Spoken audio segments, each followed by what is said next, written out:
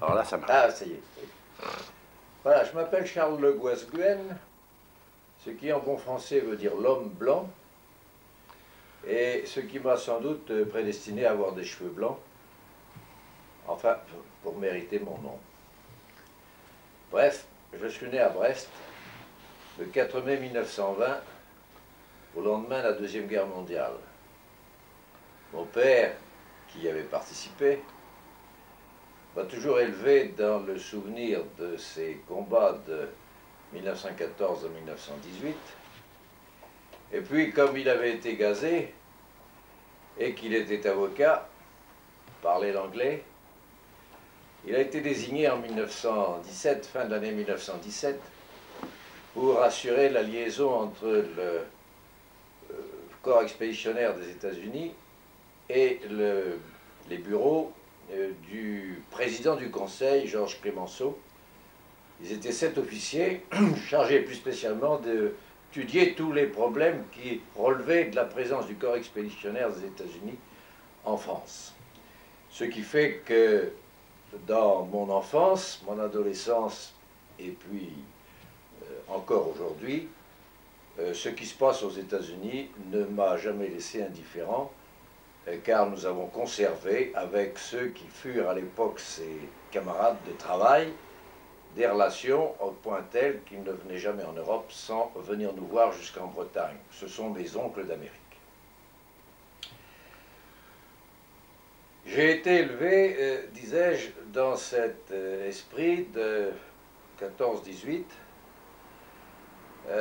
À 4 ans, sur les épaules de mon père, je participais aux cérémonies du 11 novembre, de telle sorte que tout naturellement, élevé chez les pères jésuites au collège Notre-Dame de Montsecours de Brest,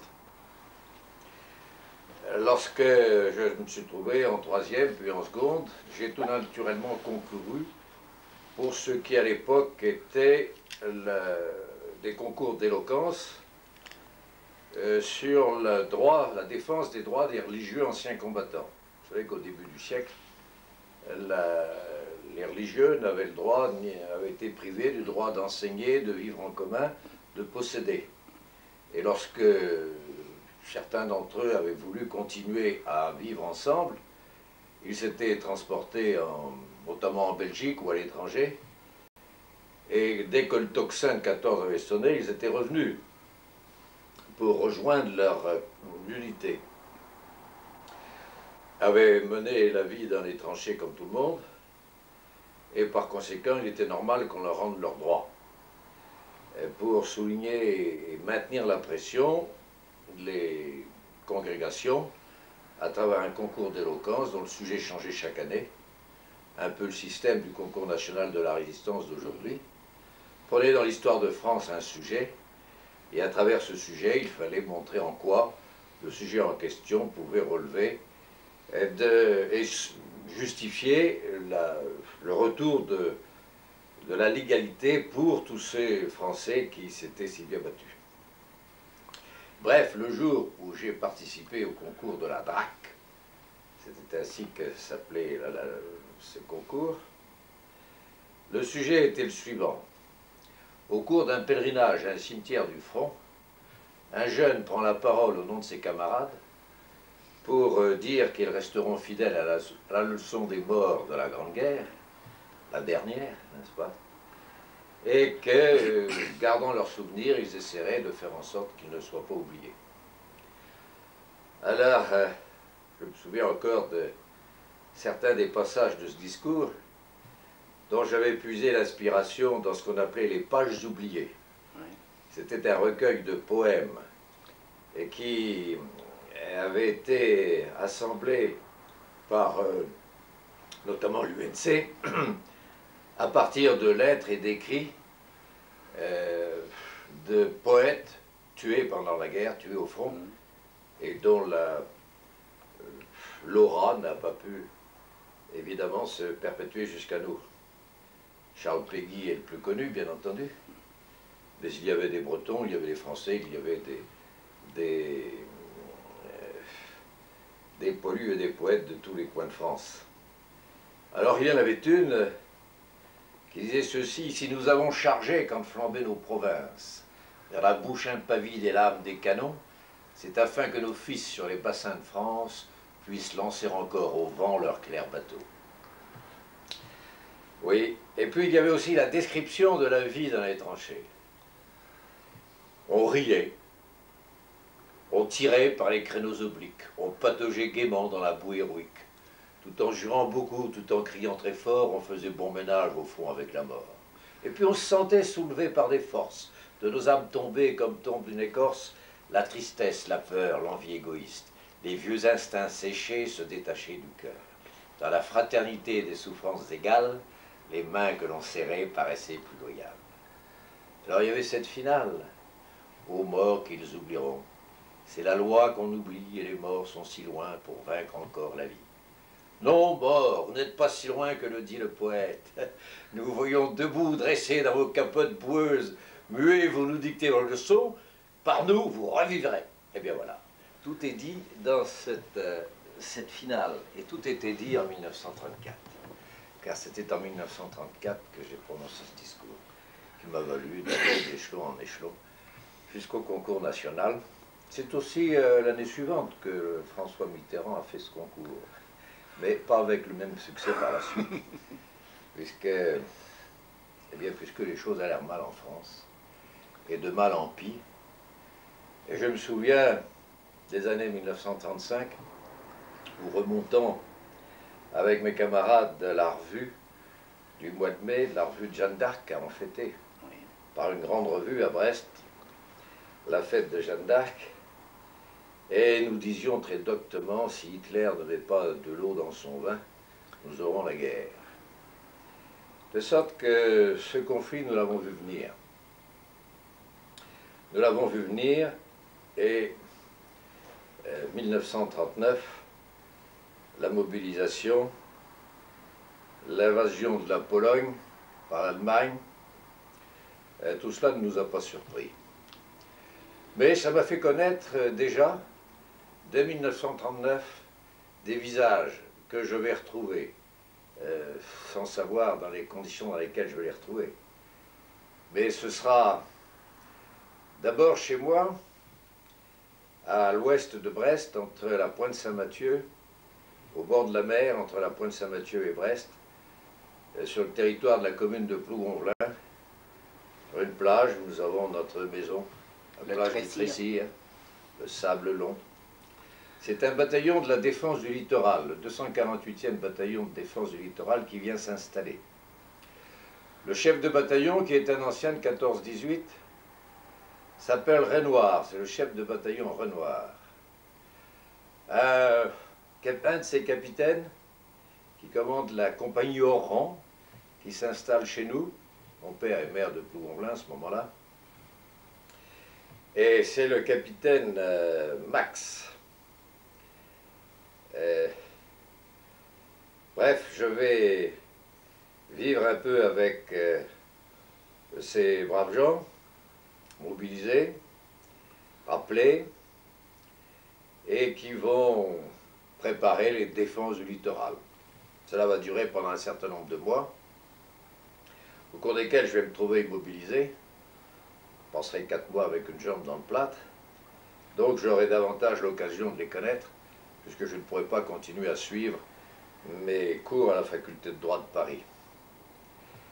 Mais j'y vais de temps en temps, cependant, pour garder le contact, ce qui me fait toucher du doigt les bruits et les mouvements de la capitale et recevoir d'un peu plus près les éléments d'information qui peuvent venir, notamment à travers un des beaux-frères de ma sœur qui est chef de bataillon à l'état-major de la Défense nationale. J'ai manqué un de mes cousins mobilisé dans l'aviation, lieutenant observateur de réserve, dont l'escadrille mobilisée dès les premiers jours, enfin avant même les premiers jours, fin août 1939, a été utilisée au-dessus de la forêt de la Varde et vient d'être renvoyée du côté de Romilly-sur-Seine, très exactement au terrain d'aviation de Romilly-sur-Seine, pour être transformée sur Potez 63. Il est allé, au cours d'une permission, confier sa femme et ses 3 enfants à son oncle, mon père, pour le cas où il lui arriverait quelque chose, car il a déjà vu la supériorité de l'aviation allemande et l'infériorité de nos moyens, et ne se fait guère d'illusions sur son sort. Je l'ai raté au cours de cette permission. J'étais à Paris.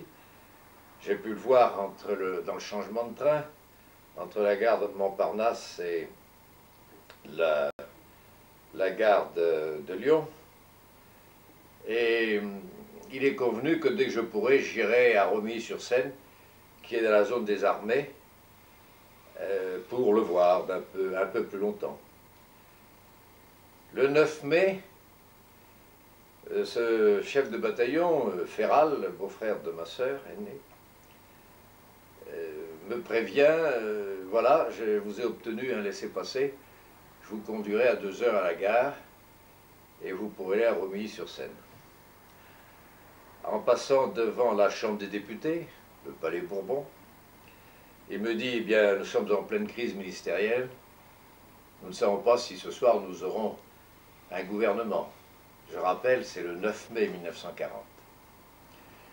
Je prends le train, je le prends avec un de mes camarades de faculté et qui est aussi, comme moi, la bienvenue universitaire, Gay-Lussac. Et nous débarquons chez un de ses grands-parents, qui habite pas loin de la gare de Romilly-sur-Seine. Nous nous couchons le soir et sommes réveillés le matin par eh bien, les bombes qui éclatent, puisque c'est le 10 mai au matin, et le terrain de Romilly-sur-Seine et la gare sont bombardés. Je verrai mon cousin 48 heures plus tard. Évidemment, il n'est plus question de voir un transport pour rentrer sur Paris. Mon cousin partira avec son escadrille le 15, et un mois plus tard, j'apprendrai que le 18, les 3 derniers appareils de cette escadrille sont abattus, et Raymond Gouasguen sera tué. C'est au bout d'une dizaine de jours, donc vers le 20-25 mai, que je réussirai à rejoindre Paris, et de Paris à rejoindre Brest. Je vais donc voir là-bas, à Romilly, arriver les premiers convois de réfugiés, les matelas sur les voitures, les gens très excités à la chasse aux parachutistes, à la 5e colonne. Je vais prendre la mesure de tout ce qui se trame et tout ce qui va se tramer. Je vais revenir et raconter tout cela chez moi, au bout de la Bretagne, où on n'a jamais été envahi, si ce n'est par les Anglais autrefois. Donc tout cela paraît irréel. Et je vais donc revenir parce que les examens doivent se passer à la première semaine de juin à Paris. Alors je reviens sur Paris au début de juin. Et je vais me trouver là lorsque sera décidé le 11 mai que la faculté de droit sera évacuée sur celle de Rennes et que les examens de la faculté de droit, de licence en droit, se dérouleront le mardi 18 juin à Rennes. C'est ainsi que, grâce à l'un de mes professeurs, professeur d'histoire de droit, Olivier Martin, un matin, très tôt, c'est-à-dire très exactement le 14, vers 4 heures du matin, nous quittons la rue de Varennes. Comme j'ai un abcès à la gorge, je suis enfoui sous des couvertures, j'ai 40 de fièvre, mais je prendrai quand même le volant, au moment où il faudra, avant d'arriver dans la région d'Orléans, prendre un traverse-champ pour échapper au flot des réfugiés et s'en aller vers l'ouest et gagner Rennes. Le soir, vers les 5 heures du soir, on me laissera sur les quais de la gare, puisqu'ils vont se réfugier à Jugon, où ils ont une propriété du côté de Dinan. Je serai, après un voyage de nuit, à Brest, le 15 à midi. Je frapperai à la porte du cabinet de mon père, qui est avocat et qui a un client. Je peux difficilement parler car je ne peux pas ouvrir la bouche à cause de cet abcès. Et je lui explique d'où je viens. Le soir, on me soignera. Et j'irai le lendemain au Tressir, sur le bord de l'eau, rejoindre la famille qui est installée là-bas et en même temps préparer le départ, car c'est entendu qu'il est convaincu, les Allemands seront ici, il n'y aura pas de résistance, pratiquement pas. Par conséquent, si l'on veut reconstituer l'armée française, il est nécessaire que ceux dont c'est normalement le tour de servir, d'être mobilisés ou d'être volontaires, c'est le moment d'essayer de s'en aller pour ne pas être pris par l'ennemi. Nous avons depuis le début de cette guerre, depuis septembre, reçu des réfugiés. La région d'Arras est réfugiée dans la région du Finistère, le département du Finistère. Et nous avons là des gens qui ont subi l'occupation allemande, mais à la guerre 14-18, et qui pour rien au monde ne veulent reconnaître cette situation. Et par conséquent, des dispositions sont prises pour qu'un bateau vienne nous chercher le 19 au matin, sur le bord de notre plage, embarquer les familles et s'en aller vers une zone libre, puisque nous sommes en guerre, la guerre continue. Le 18, les choses se précisent. Les Anglais rembarquent, la flotte quitte la rade de Brest, quelques 80 bateaux de commerce qui sont là en rade s'en vont, et autant de bateaux de guerre. Tout cela s'en va et embarque les militaires qui se présentent, assez peu nombreux, et surtout beaucoup de jeunes. Moi-même, je ne pars pas l'après-midi avec mes camarades de plage, puisque nous devons partir le lendemain matin, le 19. Le 19 au matin, il n'y a pas de bateau au rendez-vous. Alors je m'en vais au Conquet, voir si par hasard il n'a pas préféré aller au port du Conquet. Il s'agit d'une gabarre dont le métier est de transporter du sable et dont le patron est un homme que l'on appelle l'amiral. Il s'appelle Quéret. Et il est de Port-Salle. Et je dois aller voir si par hasard il n'est pas au port du Conquet. Lorsque j'arrive au port du Conquet, au volant d'une voiture, il y a une cinquantaine de réfugiés chez nous, il y a des voitures dans tous les coins. J'ai pris une détraction qui se trouve là, qui appartient à des réfugiés.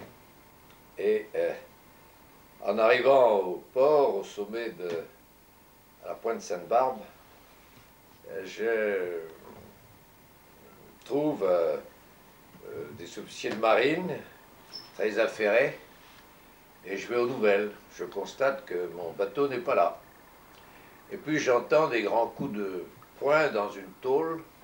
Je me retourne, je vois un lieutenant de vaisseau très excité, tapant sur le toit de la voiture que j'ai amenée. « Qui est cette voiture? Je la réquisitionne, j'en ai besoin absolument. » Alors je vais voir, je m'informe, et il me dit « Mais c'est à vous cette voiture ?» Je dis « Non, elle n'est pas à moi, mais c'est moi qui l'ai conduite jusqu'ici. Qu'est-ce que vous voulez en faire ?» « Ah, me dit-il, il faut que j'aille réquisitionner tous les bateaux, tout ce qui flotte, dans les petits ports de la côte, pour qu'ils soient ici à la pleine mer à 14 h. Il y a 5000 hommes à embarquer, on va défendre Ouessant. » Alors je lui dis, si ce n'est que ça, moi je veux bien vous conduire. Me disant, à part moi, avant que tu aies rassemblé ton monde, moi je verrai mon Quérébec. Je n'allais pas au Conquet, allez donc directement sur la plage de Berthaume. Et puis là, on sera prêt pour être embarqué. Alors, de port en port, je conduis mon lieutenant de vaisseau. Et entre chaque port, je dépasse une Une autre traction avant, qui est bourrée de jeunes. Et comme je connais un peu mieux la route que leur chauffeur, sans doute je les redépasse à chaque fois. Et mon lieutenant de vaisseau harangue les patrons pêcheurs, les réunit, leur dit vous êtes réquisitionnés, allez au Conquet pour la pleine mer.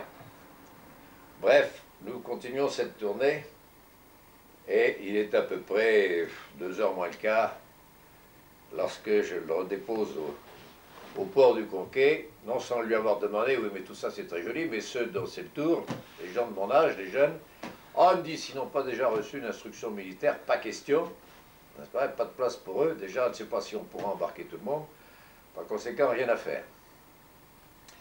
Et c'est ainsi que tristement je reviens sur le bord de la place du Tressir, chez nous à Kergaret, et je rends compte de ma mission, c'est le 3e service à table.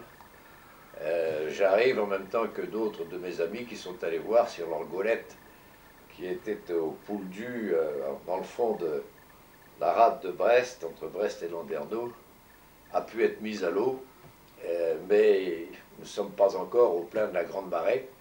Il s'en faut de 20 cm. Eux aussi sont revenus bredouilles. Alors nous ne sommes pas partis le mardi après-midi. Nous n'avons pas eu notre départ le mercredi matin. Il ne reste plus qu'une chose à faire, c'est d'aller ramasser les armes laissées par les Anglais au moment de leur embarquement dans la nuit sur la dune. Il fait très beau, il y a grand soleil, il y a énormément de réfugiés. Brest est vidé, il y a des enfants partout, il y a des fusils qui sont chargés. Mon père me dit avec tes camarades, va mettre ça à l'eau, car sans ça il y aura des accidents. Il est à peu près 4h de l'après-midi, lorsque j'entends crier « Charles, Charles !» Et une voisine me dit « Mais tu sais, on prend les jeunes là, au Conquet. » Alors c'est ainsi que je vais chercher mon père, il dit « Ben voilà ce que j'apprends. » Il paraît qu'on embarque les jeunes au Conquet. Alors nous rentrons à la maison. Dans le sac de couchage d'une de mes sœurs qui est guide, je vide quelques tiroirs de ma commode. Ma sœur aînée me donne un grand pain, une boîte de sucre, une boîte de petits pois en conserve. Dans une gourde, on me met un peu d'une bouteille de bar de Bourgogne qui avait été apportée par mon cousin Raymond lorsqu'il était venu en permission, car ils habitent Dijon. Et puis, mon père me conduit au Conquet sur le chemin.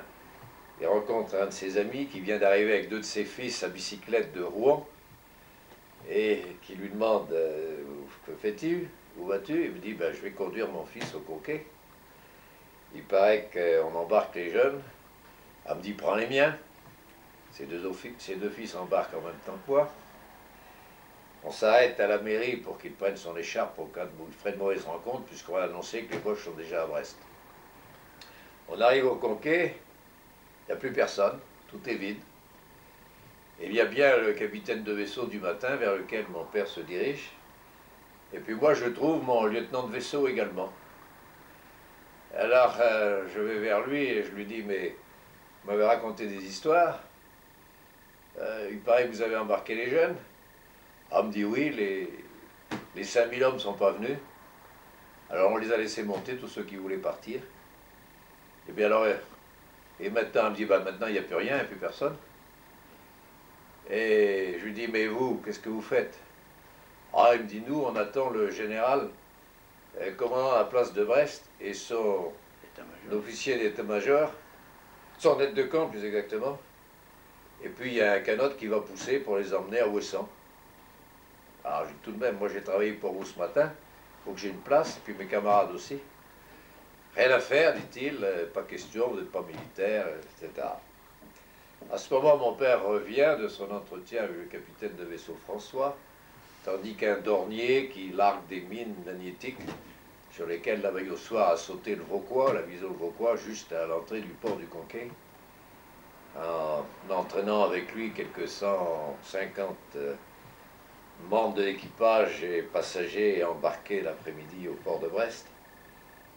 Et il me dit, mais tu sais, c'est fini.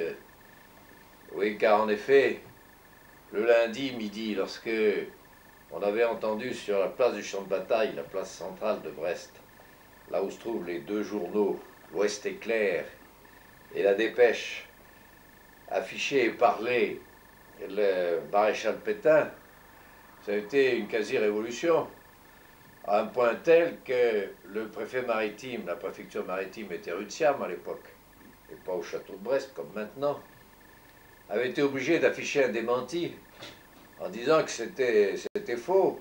La cessation des combats, c'était l'œuvre d'une cinquième colonne. La guerre continuait, et c'était ce qui avait un peu apaisé les gens le lundi 17. Bref, le capitaine de vaisseau dit au père, mais non, l'armistice va être signé, c'est fini. Alors je lui dis que pour l'instant c'est pas encore fini, et que par conséquent, vous savez, on cherche un peu à faire un peu de mélodrame pour cacher son émotion des départs. Et je lui dis, bon, bien tant que ça continuera, il y aura quand même un Gouesguen sous les armes. La seule promesse qu'il me demande, c'est que dès que je pourrai avoir l'occasion de m'instruire, eh bien c'est que je devais le faire, parce que c'était la meilleure manière de servir. Alors c'est ainsi qu'on finit par m'accepter, et sur la cale du vieux canot de sauvetage, on m'embarque et nous sommes 7. Et on n'a pas voulu prendre le plus jeune des camarades des fils Lunven. On a pris l'aîné et puis un séminariste qui était là, et nous voici partis vers Ouessant dans cette petite coque de noix qui fait à peu près 4,50 m, avec le général qui était le commandant de la place de Brest, et son aide de camp qui habitait à côté de chez moi, rue Voltaire, et qui me raconte la rencontre qu'ils ont faite dans les escaliers de la préfecture maritime d'un officier revêtu d'une grande capote longue, avec qui ils avaient échangé un salut rapidement, sans se rendre compte de la nationalité. Et lorsqu'ils étaient entrés dans le bureau du capitaine de vaisseau de Chuiton, le chef d'état-major, celui-ci avait dit « Mais comment vous êtes là, vous n'êtes pas parti ?» Il dit « Non, il devait y avoir une conférence à 5 h. » Il me dit « Mais vous n'avez pas croisé quelqu'un ici ?» Eh bien, c'était un officier allemand qui était venu pour organiser leur entrée dans la ville de Brest, déclarée ville ouverte, ce que les Allemands n'ont pas fait en 1944. Ils se sont battus, le siège de Brest a duré 45 jours. Bien sûr, de Brest, il n'est rien resté, mais 10 000 hommes sont morts de part et d'autre, du 8e corps d'armée américain et des Allemands qui défendaient la ville. Voilà donc un départ qui se fait sur le chapeau de roue, si on peut dire, et qui se fait dans des conditions assez difficiles. Difficiles parce que physiquement, je ne suis pas très brillant. Moralement, je ne sais pas quand je reviendrai. Et en fait, je n'imagine pas comment je reviendrai. Mais je sais que je reviendrai un jour. Ce jour-là, ce sera en février 1945, où je participerai au 3e tour des permissions qui nous seront accordées au moment de l'Alsace, 2e manière. Et je reviendrai à Brest. Nous irons, mon père et moi, reconnaître les ruines de notre maison. Et je sens encore le tremblement de sa main dans la mienne, lorsque, sur des planches de bois, nous avons franchi le grand vide béant de la cave et des 4 étages. Voilà, de tout ce que nous avions, rien ne reste, même pas le caveau de famille au cimetière de Plougonvelin. Une bombe est tombée dessus, et la maison du bord de l'eau, les cloisons ont été soufflées, les carreaux sont brisés. Pendant 15 jours, cette zone a été coupé complètement de tout ravitaillement, les bombardements de jour et de nuit, soit le strafing de l'aviation, soit l'artillerie, mais heureusement les fusées de l'artillerie américaine sont très sensibles. Et en vieil artilleur, mon père s'est très vite rendu compte qu'en mettant quelques fagots de bois sur le dessus des abris qu'il a fait creuser, ça suffit à faire exploser. C'est ainsi que tous ceux qui respecteront ces consignes, qui ne sortiront des abris que pour vraiment le strict nécessaire, seront sauvés, mais tout de même plus d'une cinquantaine de civils sur le territoire de ce commune seront tués pendant le siège de cette partie du Finistère. Mais enfin, nous ne sommes pas là. Nous sommes toujours au 19 juin 1940. Il est 18h45 lorsque nous quittons la cale du vieux canot de sauvetage et nous poussons. Heureusement, il fait beau. Il reste une vieille houle d'un coup de vent qui a eu lieu il y a quelques jours. Et puis, à peu près à mi-chemin de Ouessant, voici qu'apparaît un torpilleur, le Mistral. Et ce torpilleur vient vers nous et stoppe à notre hauteur. Finalement, nous lance une échelle, nous fait monter à bord. Et c'est le bateau à bord duquel se trouvent les éléments de l'état-major de la préfecture maritime qui sont évacués. Le strict minimum a été laissé pour la reddition de la ville. Et c'est là où je retrouverai le capitaine de vaisseau que je suis, tout surpris de me voir là, qui m'indiquera un endroit sur le pont où m'installer, où me coucher, en me disant, ben oui, on vous débarquera à Ouessant, car on ne peut pas garder de civils à bord d'un navire de guerre de la marine française. Mais je suis très fatigué, car pour les raisons indiquées plus tôt, je ne peux guère me nourrir, et donc je vais m'endormir au pied d'une mitrailleuse d'une 12-7, un affût jumelé qui est là, et qui, paraît-il, tirera. Je n'ai rien entendu. J'ai dormi à point fermé. Et il est minuit lorsqu'on me débarque à Ouessant. Avec mon sac, je finis par trouver une place sur un chalutier de Boulogne, le Frêne.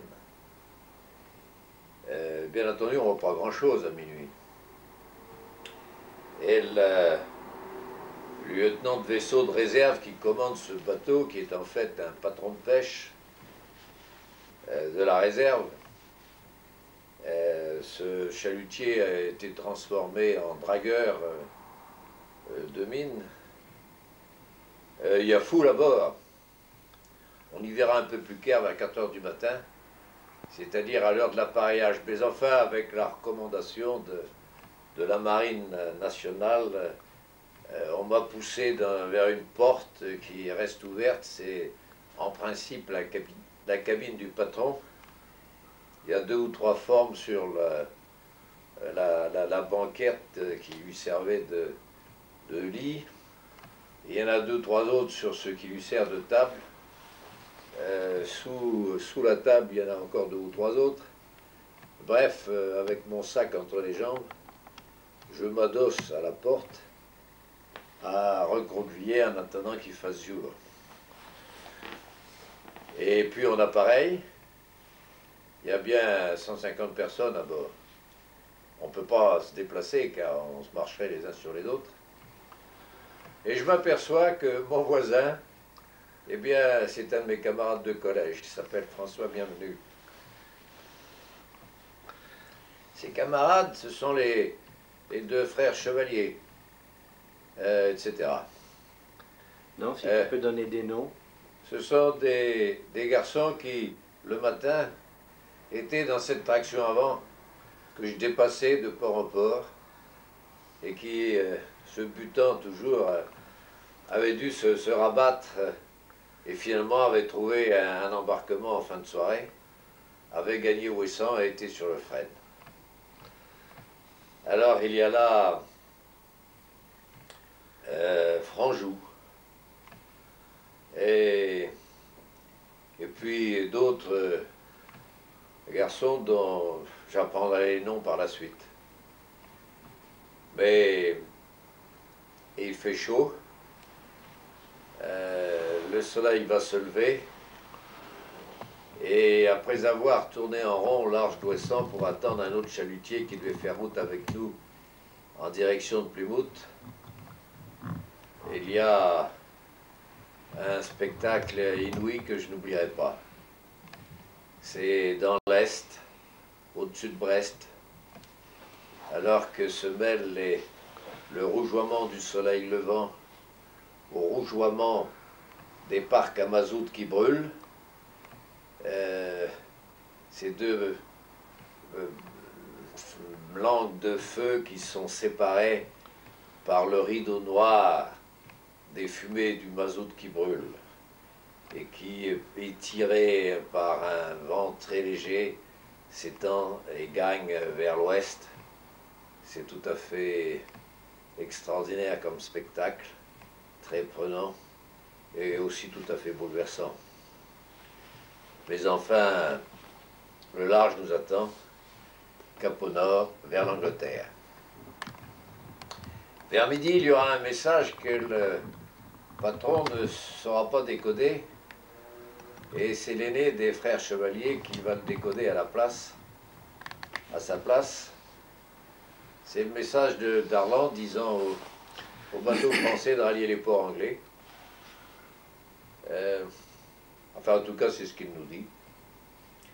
Mais je suis assez affairé avec un autre qui a aperçu l'Hotchkiss, la mitrailleuse Hotchkiss, qui constitue l'armement anti-aérien du bord, qui a voulu nettoyer, n'arrive pas à le remonter. Alors comme moi j'ai fait un peu de PMS, et que depuis fort longtemps, chasseur dans l'arme, j'ai appris de mon père le maniement des armes, je remonte cette mitrailleuse, et cela me rappelle celui qui a été mon professeur, un lieutenant, un réserviste, qui avait été mobilisé, il était professeur, et envoyé à Brest, au château, pour faire nos cours de PMS pour les étudiants. Il avait eu un billet de logement et avait été ainsi logé chez mon oncle dans le même immeuble que celui où nous habitions, mais au deuxième étage, au-dessus du premier où nous étions. Et ce lieutenant s'appelait Dubois. Retenez bien son nom. Vous le connaîtrez plus tard et vous le retrouverez. Ce sera le général Dubois, celui que nous appelons Van Keke, quand nous serons en Afrique. Enfin bref, pour l'instant, il n'est pas question de Van Keke. Il est question de faire route sur l'Angleterre. La mer est belle, il reste ce fond de houle. Il est à peu près 4 heures de l'après-midi quand nous arrivons en rade de Plymouth, qui est noir de monde, en passant près de Meknès qui est là, qui a quitté Brest le mardi après-midi, avec foule de militaires et puis aussi de civils. On s'est fait reconnaître. Il n'y a pas à bord, il n'y a ni eau, ni ravitaillement pour les 150 ou 200 rationnaires qui sont là. Femmes, enfants, vieillards, enfin tout le monde, des gens de tous âges, des militaires, des civils. Et puis il y a une vedette qui passe de bateau en bateau. À bord de cette vedette se trouve un capitaine de vaisseau de la marine française, le commandant Adam. Le commandant Adam demande les effectifs, demande s'il y a du ravitaillement, et puis il reviendra plus tard, en fin de soirée, avec des boules de pain anglaises, vous savez, ce pain blanc là, à ce moment-là, n'a pas beaucoup de goût pour nous. Mais enfin, il sera le bienvenu. Des quelques paquets de margarine qui seront partagés pour qu'on puisse manger quelque chose. En fait, pour moi, c'est pas très important puisque je ne peux pas passer le petit doigt entre mes dents. Et un peu d'eau, c'est tout ce que je peux faire pour m'alimenter et faire passer entre ces choses. Et nous restons ainsi à bord jusqu'au lendemain, vendredi. Vers 18 h, il y a un remorqueur qui passe de bateau en bateau. Nous apprenons que tous les bateaux vont rentrer dans l'arsenal et que par conséquent les civils, une fois de plus, doivent être débarqués et embarqués sur ce remorqueur qui va les déposer sur l'un des quais de Plymouth, tandis que ce qui est militaire restera à bord. Alors parmi ce groupe qui va embarquer sur ce remorqueur, je vais y retrouver des camarades chartons, plus âgés que nous, une trentaine d'années. Lemeur, Pierre Lemeur, mort depuis bien sûr. Et il y a un garçon qui est en civil, qui est jeune, mais enfin qui a des difficultés à se déplacer, et qui nous a fait des confidences. En fait, c'est un lieutenant de l'infanterie de forteresse, qui, dans la ligne Maginot, a attrapé de tels rhumatismes et de telles crises, de sciatique et autres, qu'il a été envoyé dans ses foyers en convalescence pour se remettre. Il était à côté de Dinard de Saint-Malo. L'avance rapide des Allemands l'a surpris. Il s'est jeté dans une embarcation, tel qu'il était, et avec Serge Brokovitch. Et ils sont embarqués comme ils ont pu. Bref, il est en civil. Il nous demande de taire son identité d'officier pour rester avec nous. Il n'a pas du tout envie de se trouver mêlé aux autres militaires. Il n'augure rien de bon de l'état d'esprit qui règne. Et c'est ainsi que, avec un professeur de musique de Brest, qui est là avec son gros chien, un loup, et sa femme, sa fille, nous débarquons sur un quai, au bout d'un quai, les uns en short, en chemisette, en espadrille. Moi, je suis vêtu d'une manière de tenue militaire. On m'avait fait une culotte de chasse dans un pantalon, dans une culotte bleu horizon de la guerre 14-18 de mon père. J'avais pris mes bottes de chasse. J'avais un gros col roulé, un chandail à col roulé bleu marine, une veste de molleton bleu marine, un imperméable, c'est un béret basse, ça donnait une espèce d'allure militaire. Et j'avais ce grand sac de couchage dans lequel j'avais empilé. Enfin bref, j'étais très riche pour l'époque, n'est-ce pas, par rapport à tous ceux qui n'avaient même pas un mouchoir, bien entendu, pas de brosse à dents. Alors nous marchons le long de ce quai, on nous dirige vers un entrepôt. À la porte de cet entrepôt, de chaque côté, il y a des dames de la Croix-Rouge qui nous offrent un cup of tea. Et puis il y a des militaires français.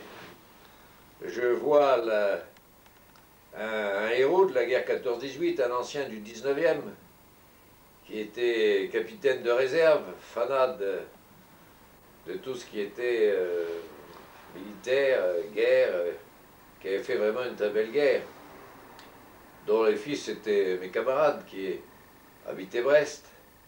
Et volontaire avait été remobilisé, il commandait la garnison d'un des forts défendant le Camaret. Il s'était embarqué avec ses hommes. Eh bien, vous voyez, nous sommes le vendredi, c'est-à-dire le 21 juin. Le 21 juin, il est à peu près 18h, 18h30. Son fils aîné a préparé Saint-Cyr. Et il me demande si j'ai vu Jean, mon camarade, celui qui a mon âge. le deuxième de ses fils. Alors je lui ai dit non, il est parti mardi après-midi. Ils sont dû s'embarquer sur le Meknès, ils doivent être quelque part par là en rade. Eh bien, me dit-il, si tu le vois, tu lui diras de rentrer. Alors, je ne dis rien, d'abord je ne peux pas beaucoup discuter, pour les raisons déjà indiquées. Et on avance à l'intérieur de ce hangar. Il y a une rangée de chaises, vous savez comme on joue à mettre les chaises dos à dos et puis on tourne autour, la musique qui joue. Et il y a toujours une chaise de moins que le nombre de participants au jeu et puis on est éliminé au fur et à mesure quand on ne trouve pas une chaise pour s'asseoir. Enfin là, c'est pas la musique qui joue, mais au bout de cette longue rangée de chaises dos à dos sur lesquelles nous sommes assis, se trouve une table derrière laquelle il y a à peu près 5 personnes, 5 civils, qui nous interrogent au fur et à mesure que nous arrivons à leur hauteur. Alors ils ont devant eux une boîte à fiches. Et puis alors ceux qui ont un papier d'identité, ils demandent l'identité, ils interrogent sur le... Ils parlent très bien le français, sur le lieu d'où nous venons. Et puis en fonction des réponses, ils remplissent la fiche. Et puis il y a un pointillé, il découpe la fiche. Il y a le nom, le prénom, c'est une carte d'identité. Sans photo, bien sûr, on n'a pas le temps d'en faire. Et ils inscrivent un numéro. Et quand l'interrogatoire est terminé, eh bien, dans leur boîte à fiches, ils mettent la moitié de la fiche et puis vous donnent l'autre. Et c'est ainsi que l'on est identifié. Alors ceux qui ont une carte d'identité, c'est mon cas parce que je devais aller chercher la... Vous savez, les cartes d'identité à cette époque-là en France, c'était rare. C'était pas obligatoire. Sauf quand il fallait se déplacer. Et comme je devais aller chercher la famille de mon cousin qui avait été tué, qui était habité de Fontaine-les-Dijon, mon père, maire de Plougonvelin, m'avait fait une carte d'identité. J'avais eu un permis de la gendarmerie pour pouvoir circuler avec la voiture pour aller les chercher. Mais enfin, les Allemands étaient arrivés à Nantes avant que je n'ai eu le temps de partir. Par conséquent, la route était coupée, on n'était pas question d'aller là-bas. Mais enfin, j'avais cette carte d'identité. Alors, les Britanniques, après m'avoir demandé le nom de telle rue et qui habitait dans cette rue, vérifiant ainsi que j'étais bien celui que je prétendais être, ont marqué le numéro de cette fiche qui a été remplie pour moi comme pour les autres. Mais on ne m'a pas donné l'autre morceau, on s'est contenté de mettre sur ma carte d'identité le numéro figurant sur la fiche. Et puis, après cet interrogatoire, on nous a rassemblés dans un autre hall, dans un autre dépôt. Et petit à petit, nous sommes trouvés là, à peu près 300-400. Mais tous étaient confondus, jeunes, enfants, vieillards, vous savez, c'est comme dans la fable de La Fontaine. On était là, les uns les autres, à attendre ce qui allait se passer.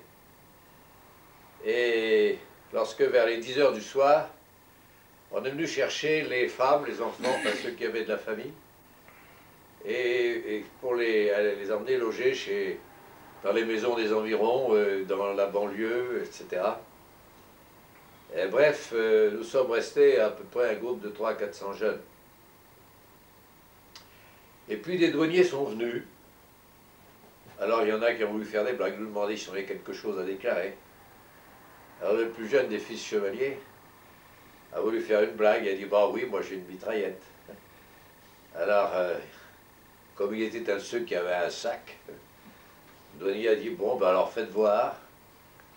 Alors, le chevalier a dit « bon, ben c'est une blague, ben faites voir quand même, videz votre sac ».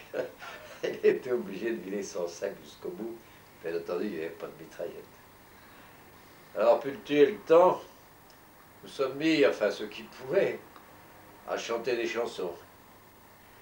Et là, sans en avoir l'air, mine de rien, a commencé à se constituer à travers tous ces jeunes venus des côtes de Bretagne, et singulièrement des côtes du Finistère, et parmi ce groupe singulièrement des côtes du Nord Finistère, une espèce d'amitié, de fraternité, et qui nous a unis et qui reste un lien tout à fait extraordinaire, toujours aussi vivant.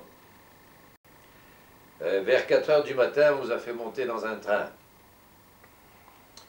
Dans ce train, on a été mis dans les compartiments 8 par 8, pas dans les wagons bestiaux, dans les compartiments de voyageurs. Et puis, quand nous étions dans ces compartiments, alors des MP, la Military Police, est passée, pour voir en effet s'il n'y avait pas d'armes, etc., nous tâter. C'était plus facile, là, de vérifier que personne ne cachait quoi que ce soit. Et puis, le train est parti. Nous ne savions pas très bien dans quelle direction, mais c'était la direction de Londres, en définitive, jusqu'après un certain nombre de haltes, dans des gares où, aux fenêtres des wagons, nous tendait la cup of tea. Il y avait sur les quais des dames à la Croix-Rouge, avec les grands tabliers blancs sur les tenues bleues, qui nous tendaient des cup of tea, les mocs, les mugs blanches, et puis les sandwichs faits avec ces pains, ces tranches de pain blanc qui nous semblaient faits avec de la farine de riz tant il était blanc. Et bref, il était midi moins le quart à la pendule de la gare de Victoria lorsque ce samedi-là, 22 juin, nous sommes sortis de ce chemin de fer. Les autobus à Impérial nous attendaient. Nous sommes montés dans ces autobus qui nous ont emmenés dans la banlieue de Londres, à la banlieue nord, à Norwood, en fait, dans un orphelinat.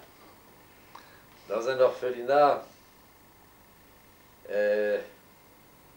mais en franchissant les grilles d'entrée et en débarquant des autobus, j'ai senti tout de suite que quelque chose était changé dans la vieille Angleterre.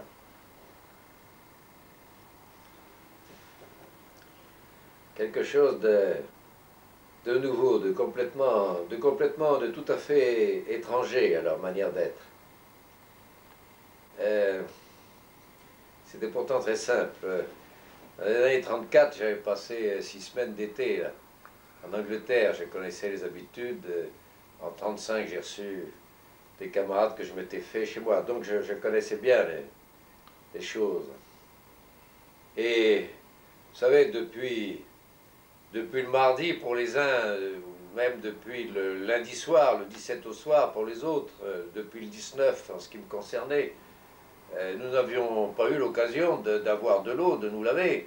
Nous avions vécu dans la crasse, pour le premier nom, et les quais de Plymouth, vous savez, à l'époque, il y avait des tas de charbon, des tas de briques de charbon, donc nous étions plutôt sales, et tout à fait sales même. Beaucoup ne s'étaient pas rasés, nous n'étions pas beaux à voir, nous étions des réfugiés, sinon dépenaillés, mais dans une tenue impossible.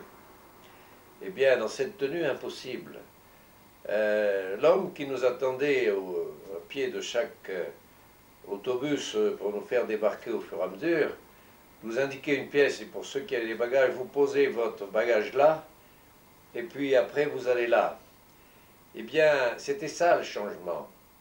C'est que là, c'était pas le lieu des toilettes pour se laver. C'était le lieu où nous attendait une assiette avec quelque chose à manger.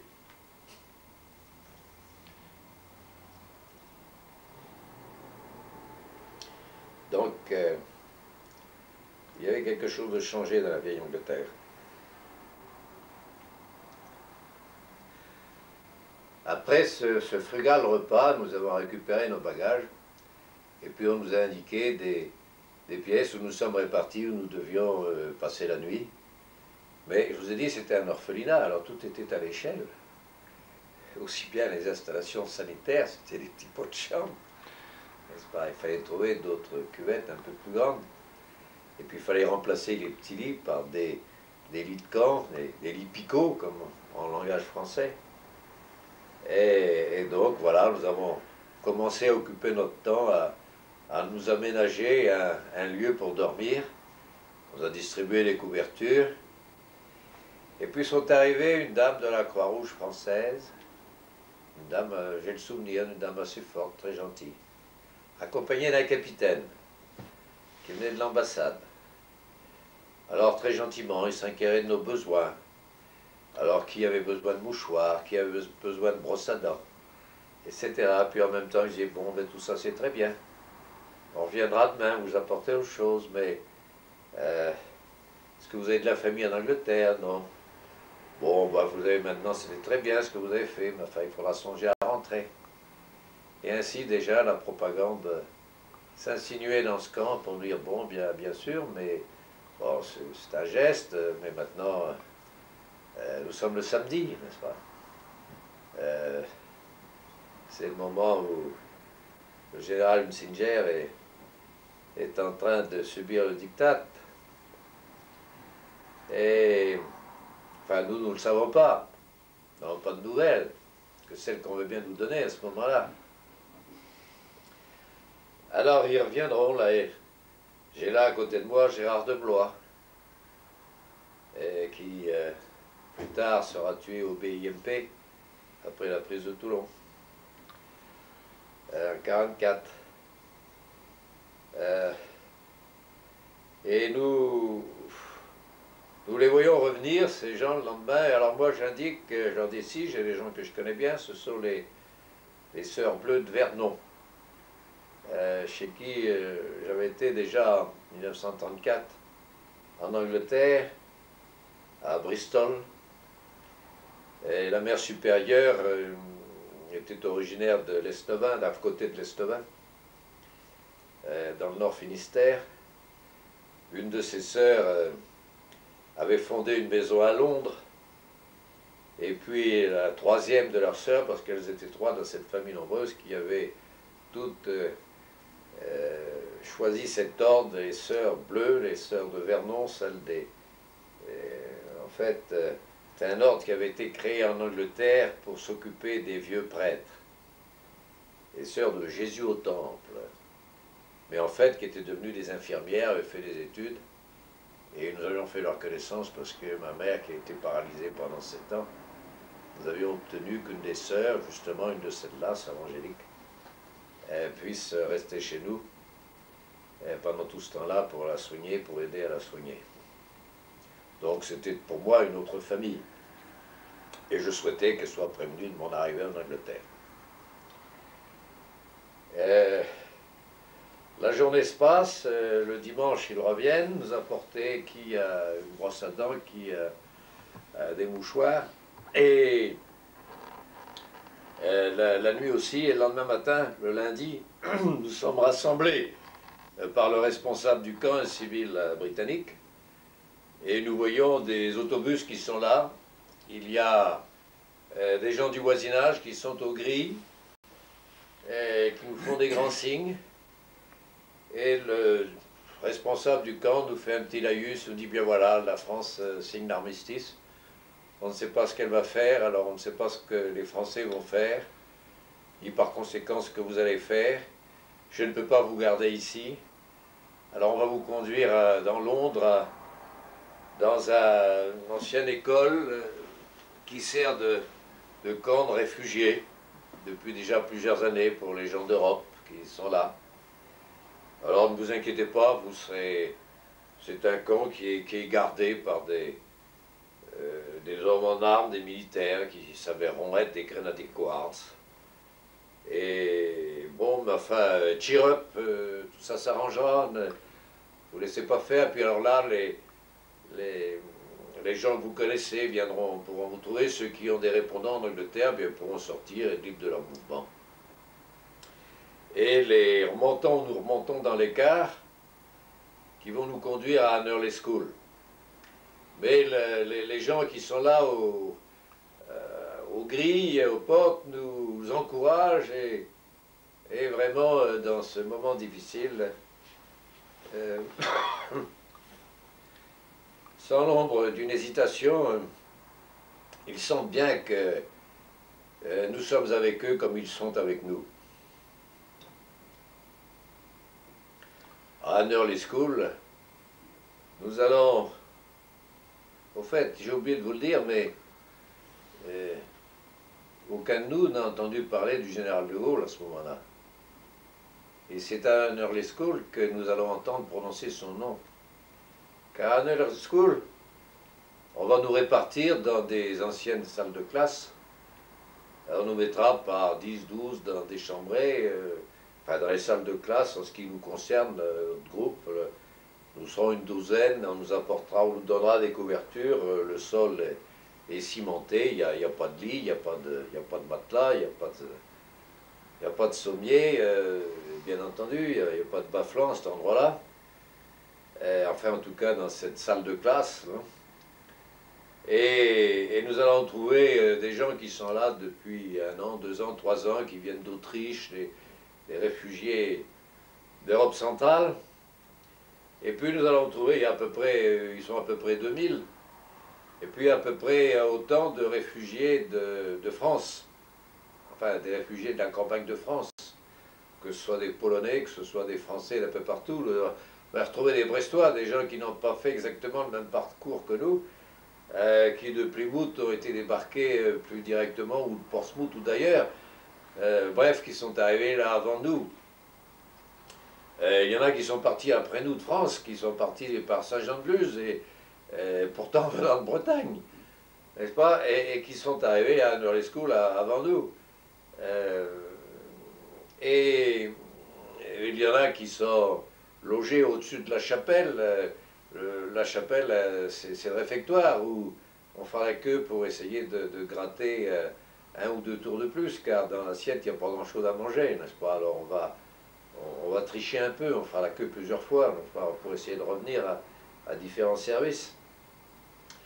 Mais c'est là où nous entendons parler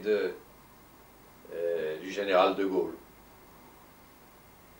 Et connaît de Gaulle, alors l'un des frères chevaliers dit ben oui, quand leur père, Bozejdi, était capitaine de vaisseau de la marine, a été au 2e bureau de la rue Royale, à l'état-major général de la marine à Paris, à l'époque au ministère de la marine. Et ils disent oui, c'est un spécialiste des chars, mon père en a parlé, on a entendu parler. Alors, eh bien, il faudrait savoir qui il est, ce qu'il veut faire. Et car nous sommes en train de discuter, les uns disent bon, bien, on va aller au Canada, on va.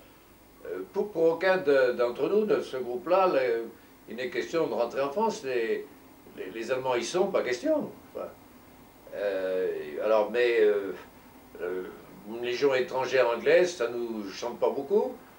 Ce sont les couleurs françaises qui nous intéressent. Alors le Canada, moi j'ai possibilité, à travers ses amis faits aux États-Unis, d'aller les rejoindre.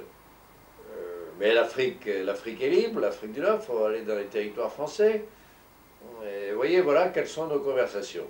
Enfin bref, quand se dessine cette affaire de Gaulle, je vous rappelle, nous avons toujours avec nous le lieutenant Després, mais qui passe toujours pour un civil. Alors comme dans ce petit groupe, je suis un de ceux qui s'expriment à peu près en anglais, tant bien que mal pour les raisons que je vous ai déjà indiquées à propos de cet abcès à la gorge, il est décidé qu'à 2, nous allons accompagner le lieutenant Després chez le responsable du camp.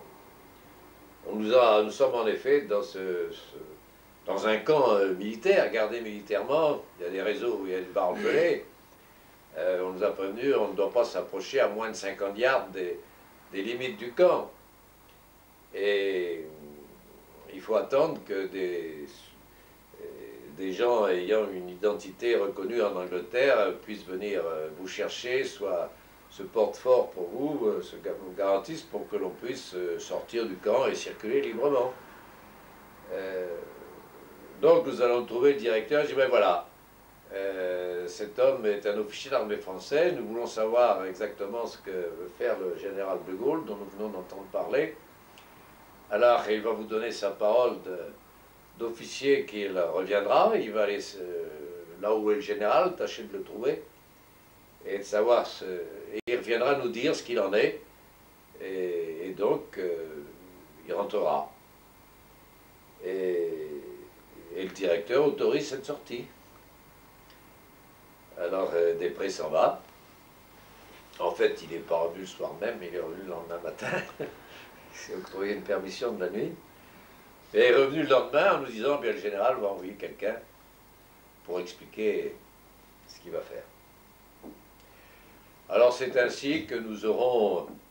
Alors, moi, j'aurai la visite des Sœurs Bleues qui me diront, bon, voilà, ben, je dis, écoutez, là, je reste là parce que... parce qu'on va nous envoyer quelqu'un et puis qu'on saura ce qu'on va faire, si on va pouvoir s'engager dans des forces françaises. Alors en effet, ils ne seront pas tout à fait très adroits, celui qui viendra, qui montera sur une table. Mais enfin, sur ce groupe de 2000, dans ce groupe de 2000, il y a d'ailleurs une compagnie, enfin ce qui reste d'une compagnie de travailleurs nord-africains, qui est commandée par un vieux lieutenant moustachu, là je le vois encore, dans une espèce de tenue bleu horizon de la guerre 14-18 avec un calot et qui est là aussi avec son monde et des noirs mais, qui sont là. Il y a le grand Omnes là, qui sera agent d'assurance par la suite. Il y a tant d'autres dont les noms ne me viennent pas tout de suite à l'esprit, mais dont ces noms dont les noms sont rassemblés dans ce mémorial que nous faisons pour les contenir tous à Brest, mémorial finistérien par son origine, mais qui en fait regroupe tous ceux qui, pendant la Deuxième Guerre mondiale, ont fait quelque chose, soit comme acteurs, soit comme témoins, et qui, sachant, n'ont rien dit. Ceux-là aussi sont tout aussi importants que les autres, compte tenu de la coloration et de la nature que prendra le conflit. Alors, on nous dit, bon, eh bien, pour avoir une idée un peu de ceux qui s'engageront, qui veulent bien faire un pas en avant, alors ce groupe-là de 300-400 que nous constituons, qui est informel, bien entendu, mais enfin, qui se tient déjà les coudes, qui a le même esprit, bien, ça fait un pas en avant tout de suite, n'est-ce pas? Alors, sur 2000, c'est important, c'est un pourcentage important. Et on va nous envoyer le jour suivant un sous-officier de l'armée de mer, enfin un officier marinier, un sous-officier de l'armée de terre, un sous-officier de l'armée de l'air, car il était bien dit, ceux qui ont déjà servi, parce que là il y a aussi quelques militaires ou des réservistes, des gens qui ont déjà été mobilisés, ceux qui ne veulent plus servir dans la marine, eh bien pourront servir dans l'armée de terre ou dans l'armée de l'air, ils choisiront, ceux qui au contraire étaient inversement dans l'armée de terre, iront dans l'armée de l'air, enfin, vous décidez, peu importe ce que vous avez fait avant, à vous de choisir. Alors on a fait la queue, là, derrière les portes de la petite pièce, où derrière une petite table, on s'inscrivait pour mettre les noms. Et puis des cars, par la suite, sont venus nous chercher et nous emmener à l'Olympia. Alors on a quasiment ouvert les grilles pour nous. Il y avait là tout de même quelques légionnaires qui fera l'ossature de la 13e demi-brigade de Légion étrangère. Ce sont les gens du bataillon de Magrin-Verneret, qui deviendra le général Monclar. Mais les choses sont un peu rudimentaires. Vous savez, l'Olympia, c'est un grand hall d'exposition. C'est un hall d'exposition qui comporte 5 étages de mezzanine. Alors, à l'entrée, là, presque à l'entrée, on tourne à droite, là, tout de suite, pour aller vers ce grand espace vide où il y a les escaliers qui permettent de chaque côté, enfin de 3 côtés ou 4 côtés même, j'affirmerai pas 4, mais enfin sûrement 3 côtés, de monter au mezzanine. Et alors, barrant un peu l'entrée, il y a des tables, et puis à côté de ces tables, il y a des tas de paillasses. Alors là, il y a encore un aspirant derrière ces tableaux. Il y a une photo d'ailleurs qui montre un peu cette scène. Des gens qui arrivent et qui à nouveau indiquent, ben oui, moi je me suis engagé pour servir dans dans l'infanterie. Ah bon, l'infanterie, puis alors c'est au premier étage, côté droit en entrant, là. Moi, quand j'avais passé le conseil de révision, j'avais voulu servir dans l'infanterie, reine des batailles, enfin quand je rêvais à la petite guerre, à reconstituer la prise du fort de Vaux, dans mon enfance, avec mes camarades, c'était donc fantassin, je voulais être fantassin. Mais là, avec mon histoire de genou, je sentais bien que je n'aurais pas pu faire un bon fantassin.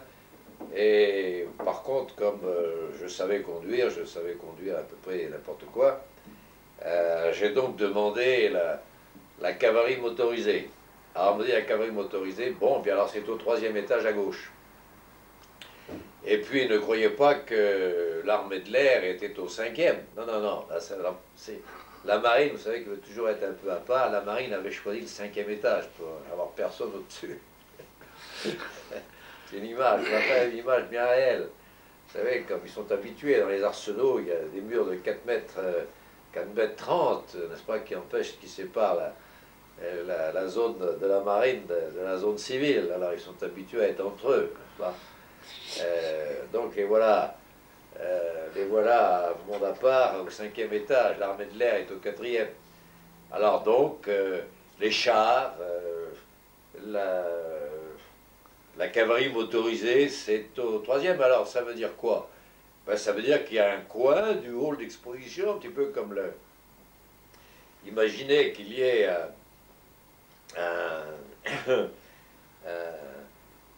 comme à Vincennes, Forali de Vincennes, n'est-ce pas, mais sur 5 étages, et répartis avec un grand vide au milieu. Enfin, les grands magasins, les galeries, le Printemps, les galeries Lafayette, n'est-ce pas, avec ce grand vide au milieu. Eh bien, bon, alors il y a quelques paillasses qui sont occupées, vous ajoutez la vôtre, et ça fait un de plus.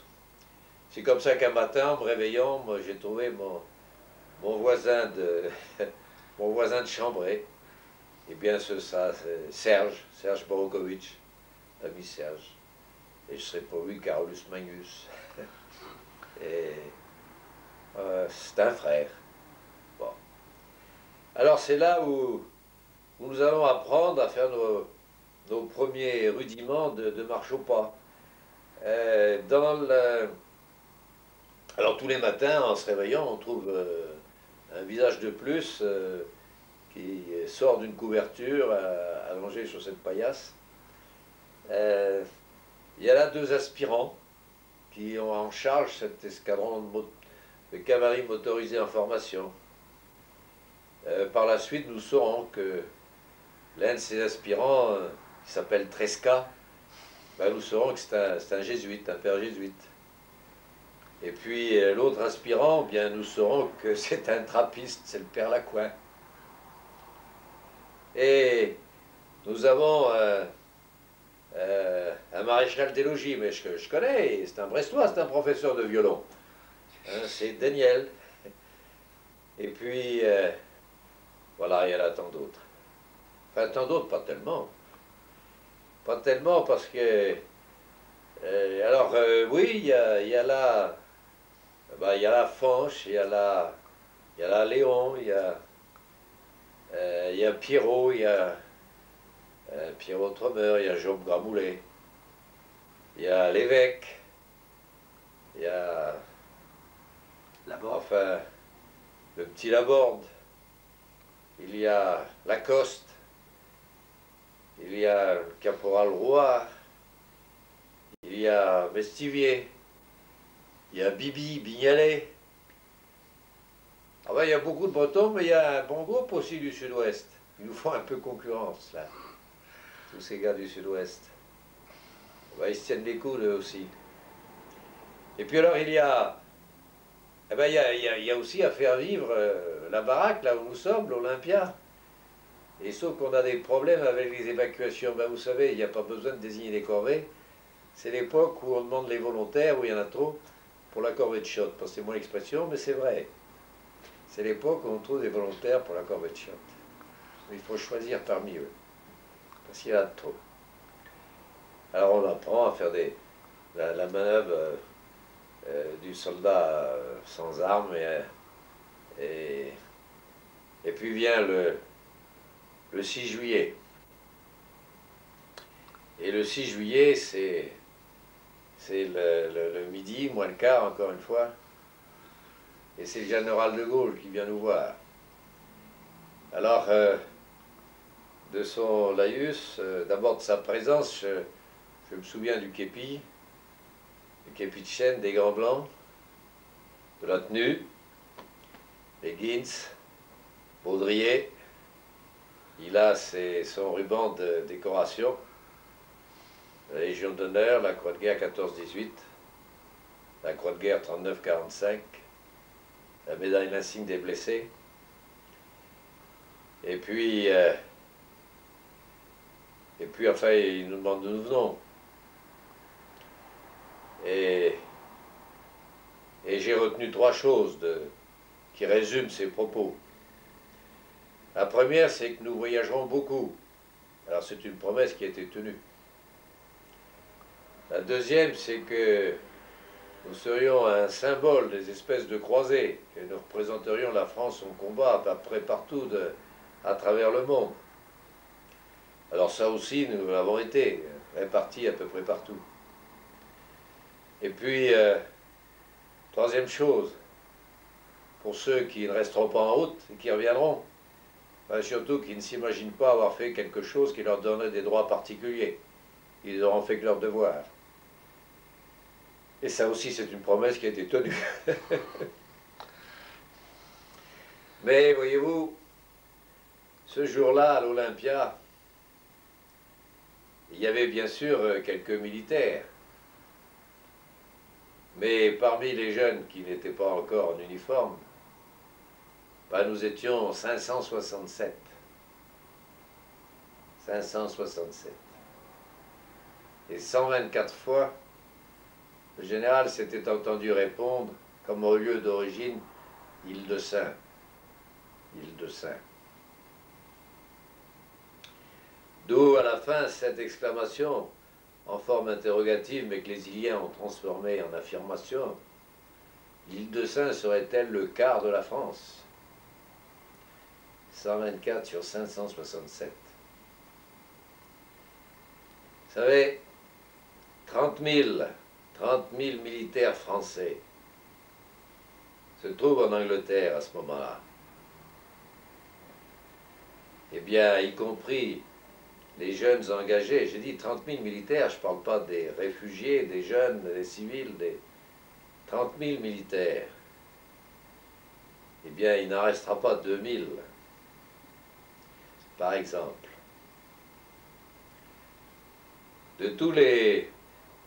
Si du bataillon de Légion étrangère, les gens de Narvik, n'est-ce pas, qui étaient embarqués à Brest au mois d'avril, avec les chasseurs alpins, ce corps expéditionnaire formé pour le corps expéditionnaire de Scandinavie, c'était son nom,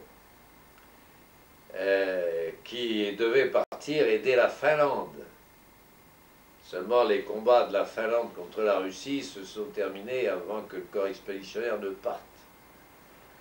Lorsque les expéditionnaires avaient été remaniés, mais s'ils comprenaient comme fantassins la brigade polonaise, les brigades de chasseurs alpins, les brigades de légion étrangère, il y avait aussi une compagnie autonome de chars, équipée de chars H-39.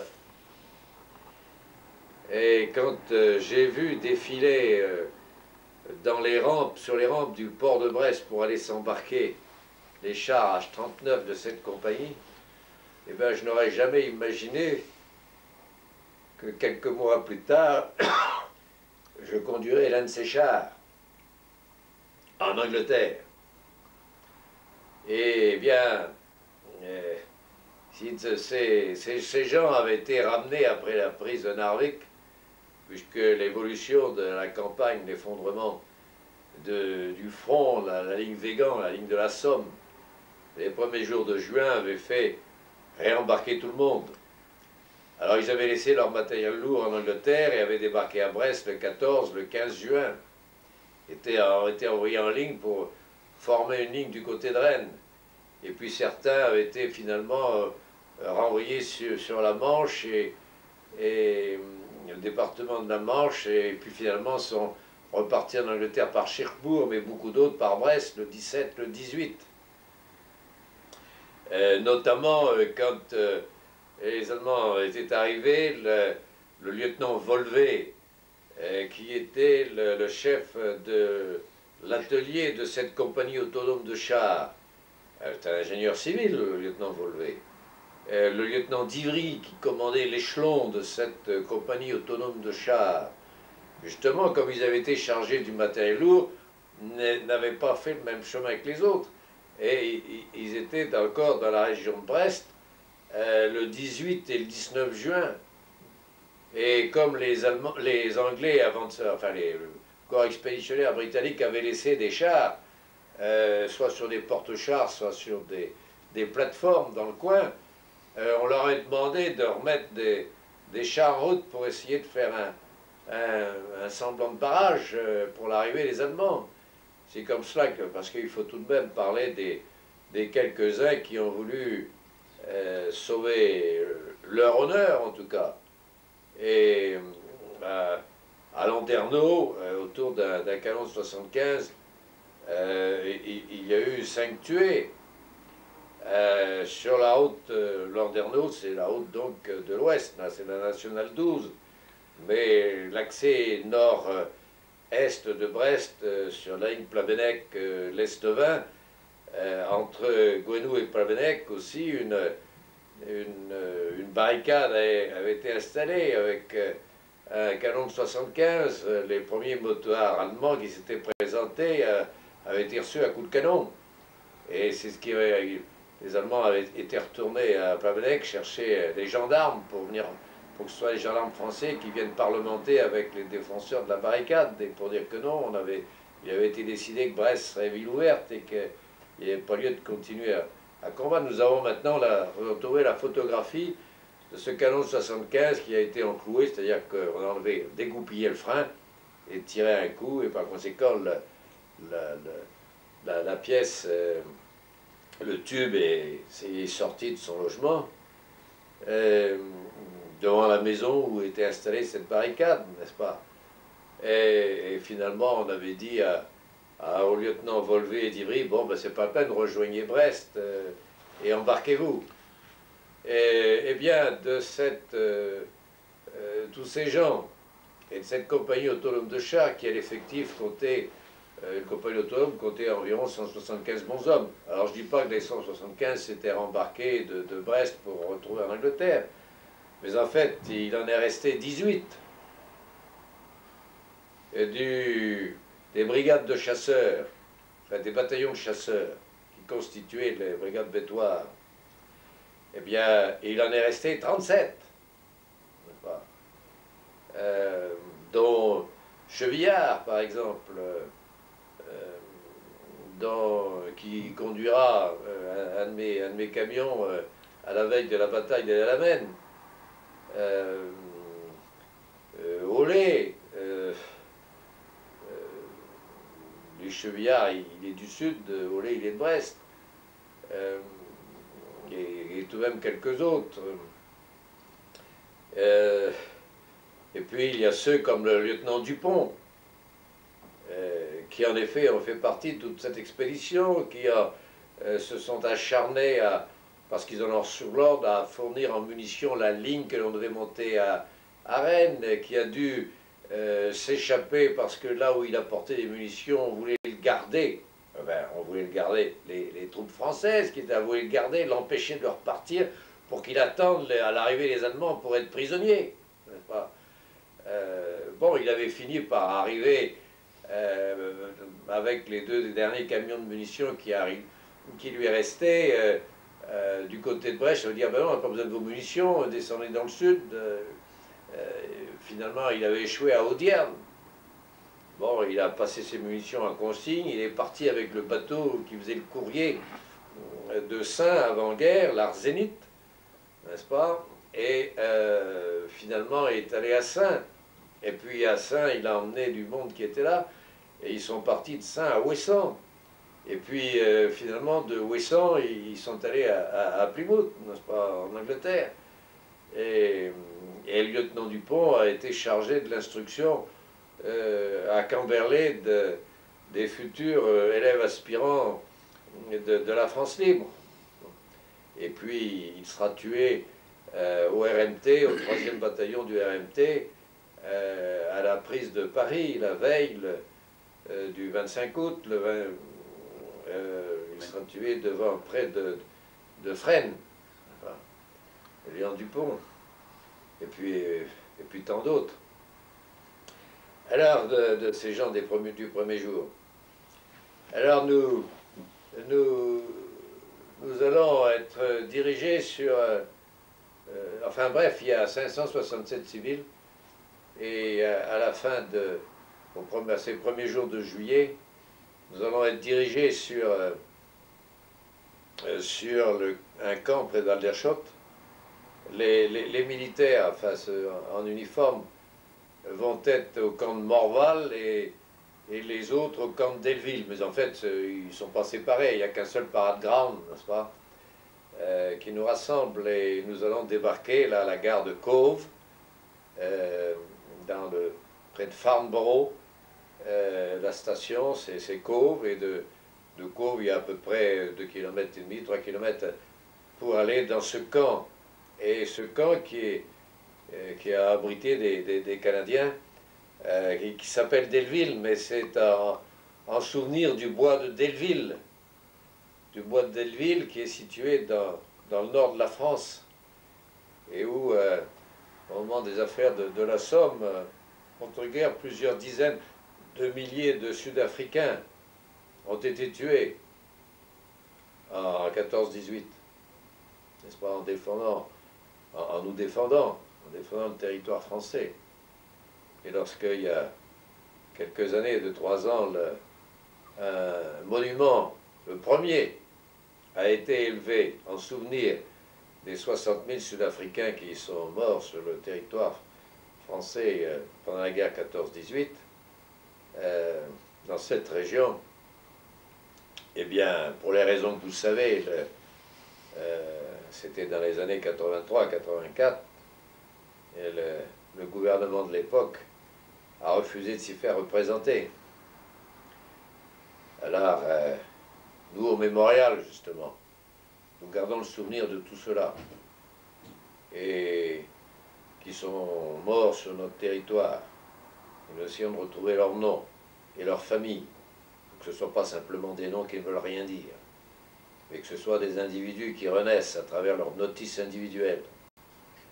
Et donc, nous allons nous être dirigés sur ce camp, à Delville. Nous serons accueillis par une musique anglaise qui nous aura de la peine à marcher à leur cadence, la cadence qu'ils nous donnent.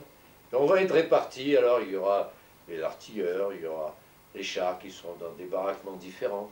Il y a 2 canons de 75, là, rescapés aussi de Norvège, n'est-ce pas, de ces canons 75 qui sont sur pneumatique, là, c'est ultra moderne, n'est-ce pas, avec une bêche ouvrante, là. Il y a la compagnie de chars en formation, il y a l'escadron de cavalerie motorisée en formation, il y a les chasseurs, car on a vu arriver, quant à l'Olympia, avec le lieutenant Dupont et quelques autres, avec des chasseurs, mais alors pas les 37, mais beaucoup plus que ça, parce qu'avec les jeunes qui leur avaient été confiés et qui voulaient continuer sur les 300 jeunes qui se trouvaient mêlés à la brigade de chasseurs alpins en Angleterre, dans le camp où ils étaient, eh bien, Dupont ayant décidé de rester, le général Bétoir avait confié à Dupont ceux parmi les jeunes qui voulaient rester et qui ne tenaient pas à rentrer en France. Alors il les avait habillés, et on les a vus arriver en tenue de chasseurs alpins. Je vois encore les 2 frères Missoff, n'est-ce pas, le grand frère Missoff, Jean-Pierre, qui fera plus tard la guerre, surtout au bataillon de choc, et puis Dominique, qui sera à la 2e DB, qui sera tué également dans la région de Paris, à Croix-de-Berny. C'est le fils de l'amiral Missoff. François, qui était... enfin, tous avaient fait leurs études, ils étaient à Brest, ce sont des Brestois d'origine, partis du Conquet, les deux frères, mais un peu plus tôt que moi, dans la journée du 19. Et puis, on va être installés là. Il y aura même les aviateurs, ceux qui sont engagés de l'aviation vont se trouver là à un moment donné. Les jeunes, n'est-ce pas, pas les vrais, ceux qui avaient déjà été servis dans l'armée de l'air ou qui sont pilotes, qui sont ailleurs, dans d'autres camps où le général de Gaulle ira les voir et leur faire comprendre qu'il faut avoir une force française. Parce que c'est la France qui doit être présente au combat. C'est pas être répartie dans des unités anglaises pour les renforcer, certes, mais il faut marquer le symbole, la présence de la France au combat. L'appel du 18 juin, c'est pas un prononciamento militaire, c'est l'affirmation que la France ne déserte pas le combat, la ligne de feu. C'est ça l'essentiel. Si le général dit la flamme de la résistance ne s'éteindra pas, ça veut dire qu'elle brûle. Et pour le général de Gaulle, le conflit, les armes à la main, le refus de la fatalité et de l'expansion du nazisme et des fascismes, quel qu'il soit, eh ben ça commence le 3 septembre 1939. Il n'a jamais fait de distinction. D'ailleurs, la République a continué pour lui. N'est-ce pas? Donc, c'est 3 septembre 1939 que ça commence. Et ça ne se termine pas le 8 mai. Le 8 mai, c'est la capitulation de l'Allemagne. La guerre continue. N'oubliez pas ces affiches qu'en 1944, nous avons pu voir apposées en Afrique du Nord. Français, n'oublie pas l'Indochine.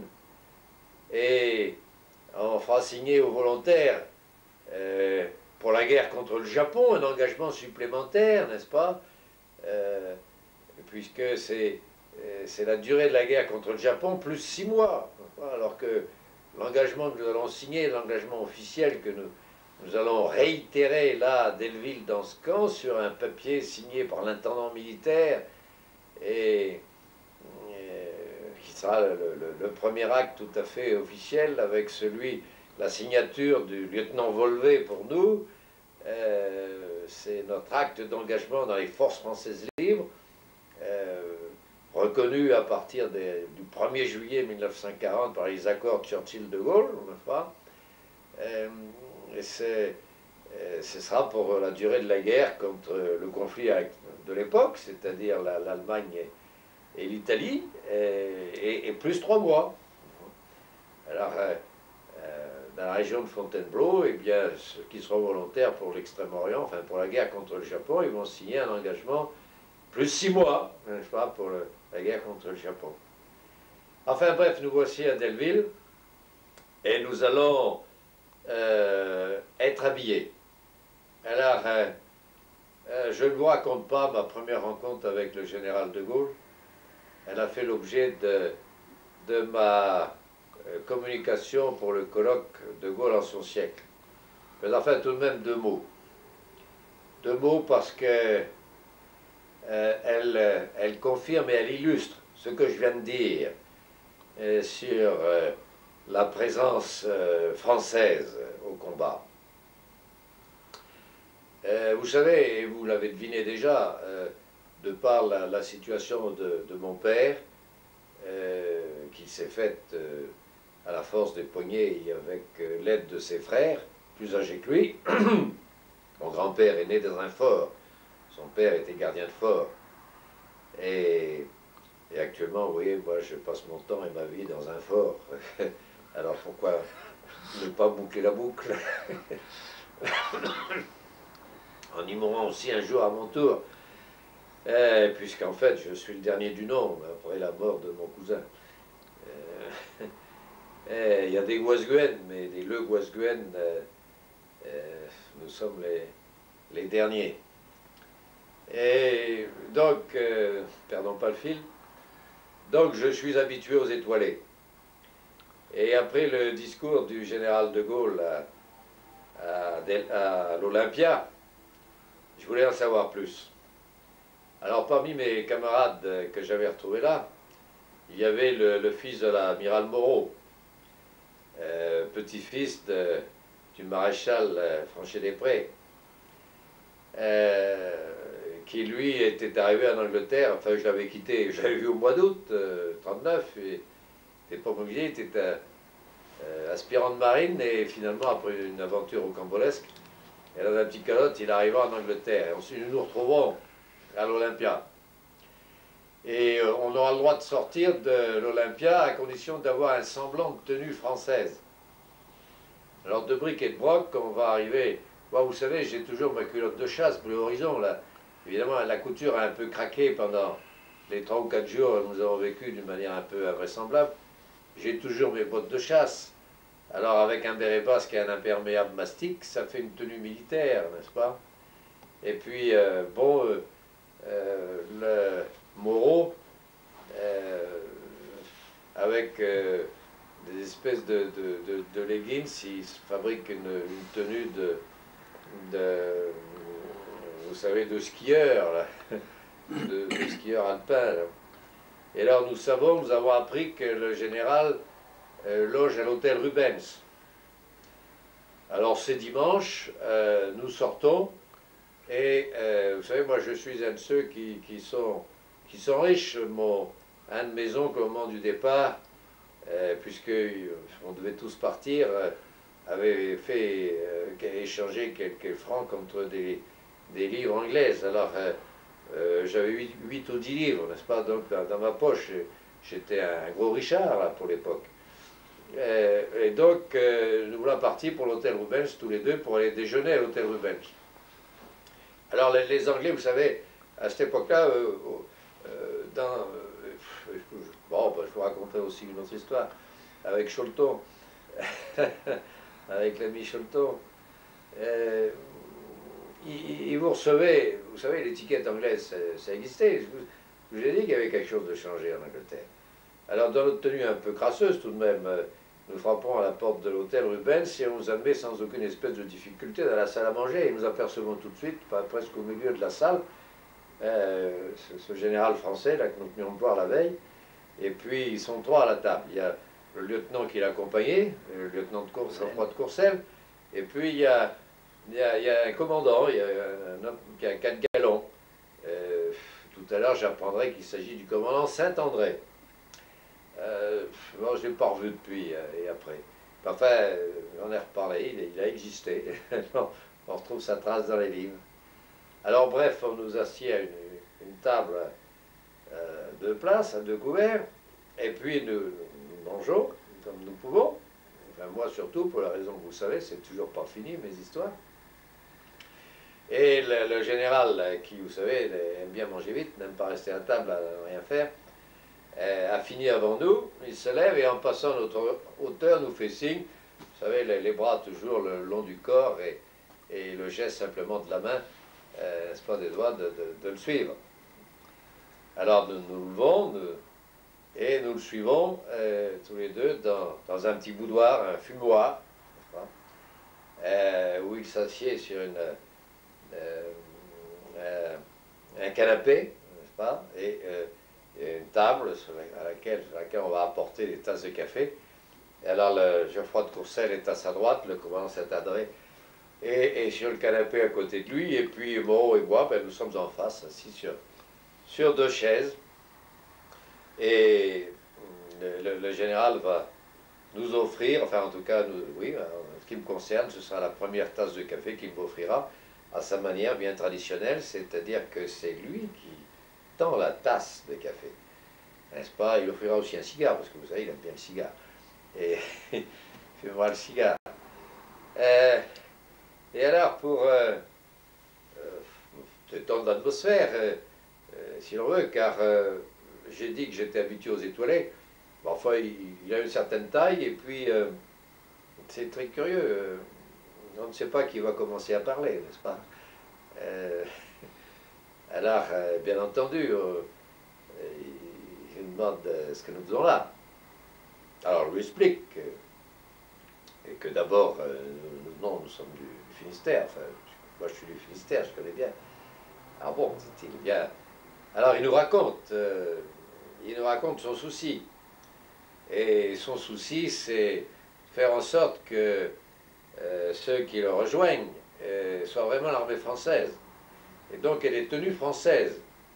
Alors est-ce que nous savons s'il y a des dépôts, où se trouvent les dépôts de vêtements dans le Finistère, dans la région de Brest, enfin là où il y en a. Enfin, alors, j'ai qu'en effet, ils sont plus nombreux dans la région de Brest que dans la région de Quimper. Il n'y a qu'une caserne, la caserne, la Tour d'Auvergne à Quimper. À Landerneau, il y en a une autre, mais autrement, le plus clair des aliments et des réserves se trouve à Brest, soit au château, la caserne d'Étré, soit à la caserne d'Abbeville, derrière l'église des Carmes, ou encore du côté du deuxième colonial, la caserne de Fautras.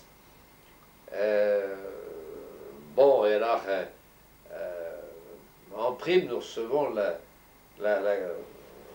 il raconte comment il a oublié son casque sur la banquette de la voiture de la préfecture maritime de Brest, Rutiam, l'a conduit à bord du contre-torpilleur, au quai où il s'est embarqué pour monter sur le contre-torpilleur Milan qui, le samedi 15 juin, l'a emmené de Brest en Angleterre. N'est-ce pas? C'est un détail qu'on connaît moins.